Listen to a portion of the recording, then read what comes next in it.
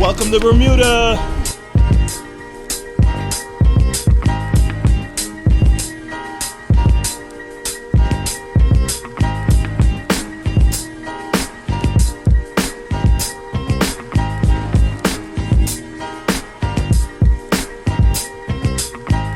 What's up, explorers? Welcome back to our channel. We're the Choose here from Choose to Explore, where we teach you guys how to see the world and save $1. So we just came back from an amazing trip in none other than Bermuda.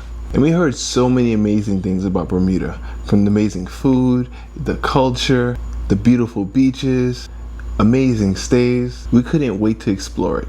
But there are a few things that you do need to know before you go to Bermuda, so we're here to tell you all about it. So stay tuned, you don't want to miss this one, guys. So first up, we're going to go into the entry requirements. So as US citizens, you don't need too much. You just need your valid US passport that's not expiring within 6 months. And also they did give us a little customs kind of form to fill out, just your regular details like where you're staying, how long you're staying, purpose of visit, the typical.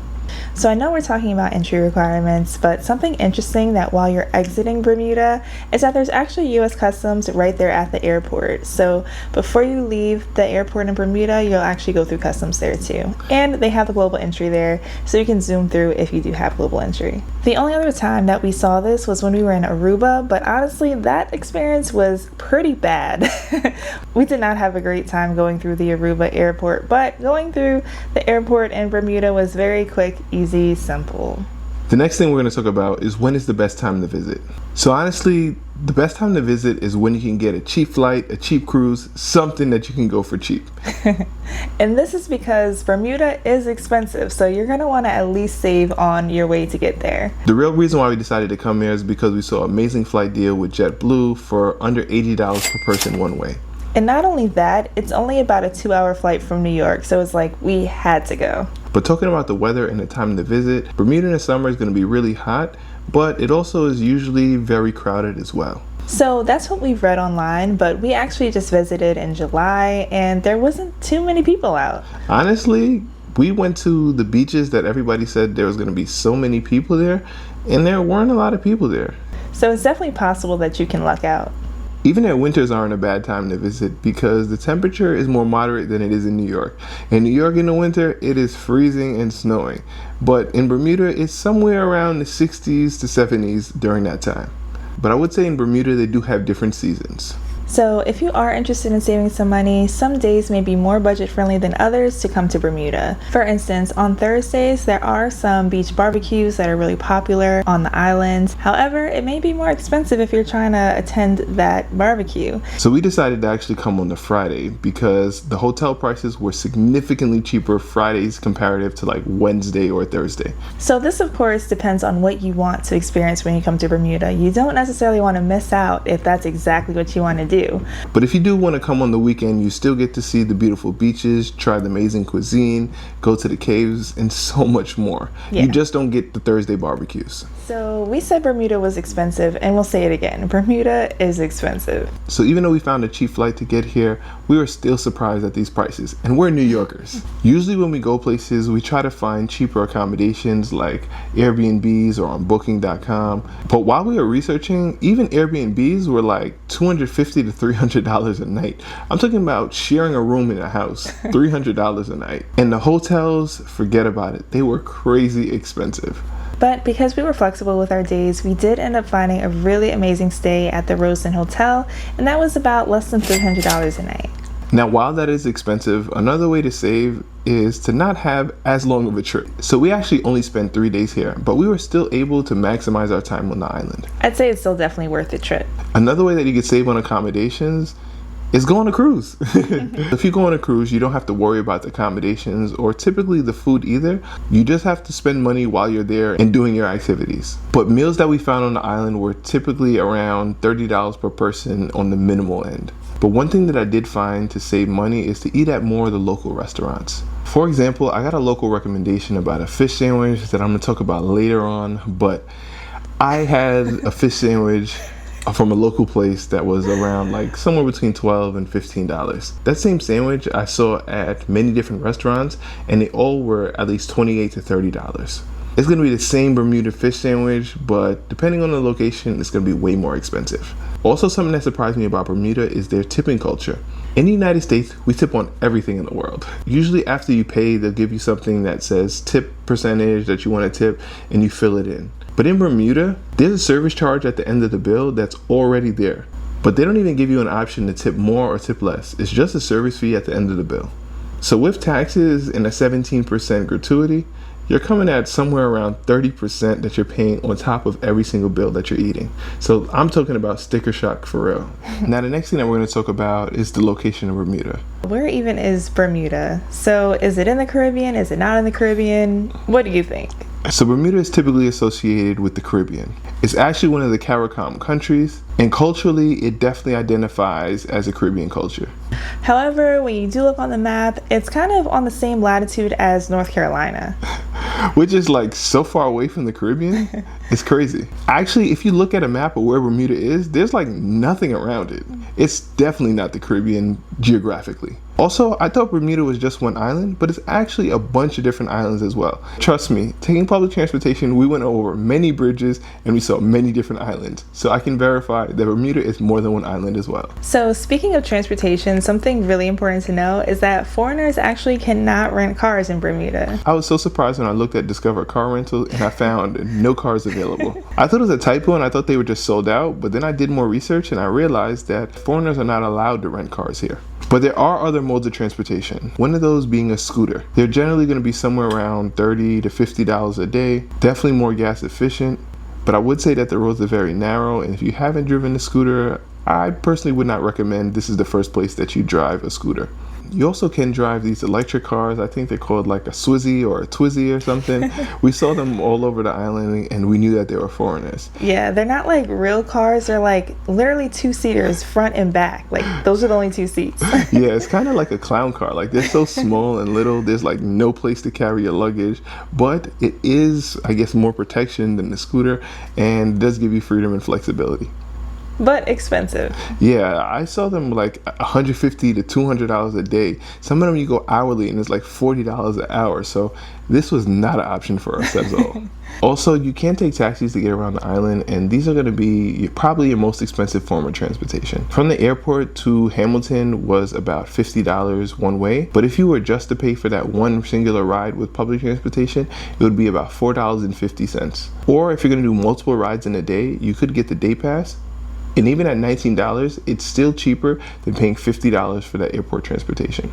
So what we did end up doing was we got the unlimited bus pass, which got us all over Bermuda. And not just by bus, it also included the ferry too.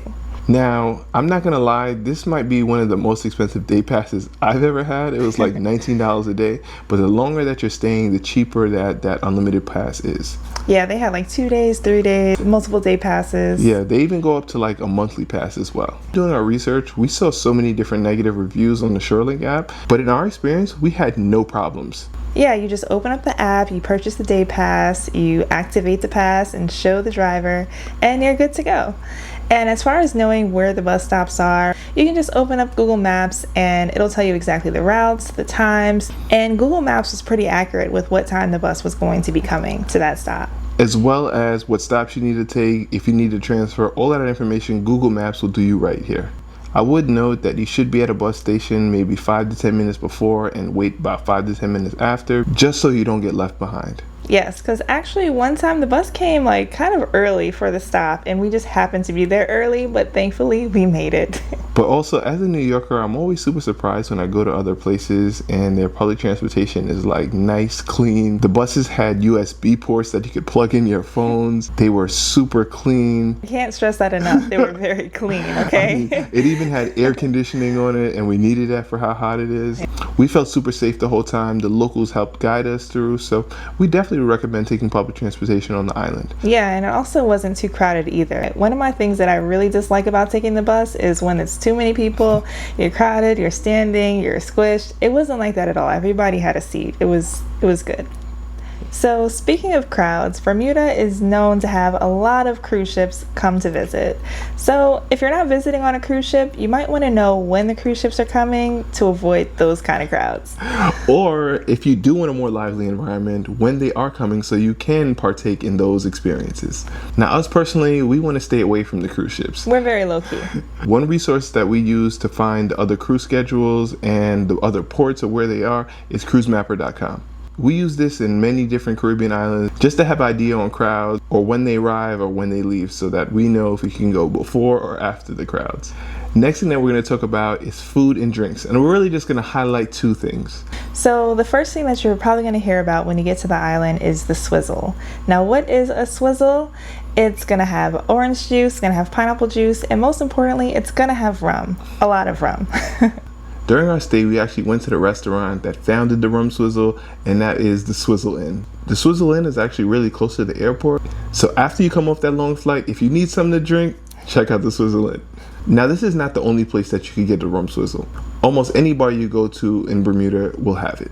But what I really want to talk about is this fish sandwich in Bermuda. Yes, he really wants to talk to you about it because he won't stop talking to me about it. Listen, I don't gas a lot of things, but this fish sandwich is the best fish sandwich I've ever had in my life. It's a unique mix of flavors, and I highly recommend, not that I highly recommend it, you have to have a fish sandwich in Bermuda. So the one that I had is at a place called Art Mel's Spicy Dicey, and all the locals recommended that I go here, and this is definitely more of a local spot. The fish sandwich was around $15, and the staff was so nice to me. Now I know you're thinking, what makes a sandwich so different? So it has the fried fish, it has the tartar sauce, it has the coleslaw, it has cheese, it has the hot sauce. But what really makes it stand out is that sweet raisin bread. That sweetness with that savoriness. This one is a hit. 10 out of 10, maybe 12 out of 10. Man, this thing was amazing. Also, a point to make with the food is that there are some vegan and vegetarian options. I had a really great experience going to a plant-based food truck while I was in Bermuda, so not to worry if you are vegetarian or vegan. Next thing that we're going to talk about are what should you do in your time in Bermuda. So of course, when you're in Bermuda, you're gonna hit the beaches here. And there's some incredible beaches, and some even have pink sand, like Warwick and Horseshoe Bay. But we even saw some more low-key beaches, and we were one of the only people there or just with the locals. Also, the islands of Bermuda is known for its limestone, and you could find some amazing limestone caves all throughout the island. One of my favorite things to do in Bermuda was actually to shop. And I know you're thinking, Chu, you don't spend any money, but I didn't spend any money. I went shopping to go in the AC because, boy, it was hot in July. And, of course, there are so many beautiful parks there, like the Queen Elizabeth Park, there's Admiral's Bay Park. There's options. Also, Barrs Bay Park was really cool, too. One thing that I recommend you do is to bring your snorkel to Bermuda because there was so much amazing snorkeling there. I saw some of the biggest fish that I've ever seen right on the shore. So yes. You definitely want to do that. Definitely did. I thought it was the size of me. I was almost afraid to get in. I was like, wait, I can't step in this water by myself because I don't know what that is. But it was like a huge parrotfish. So beautiful, so cool.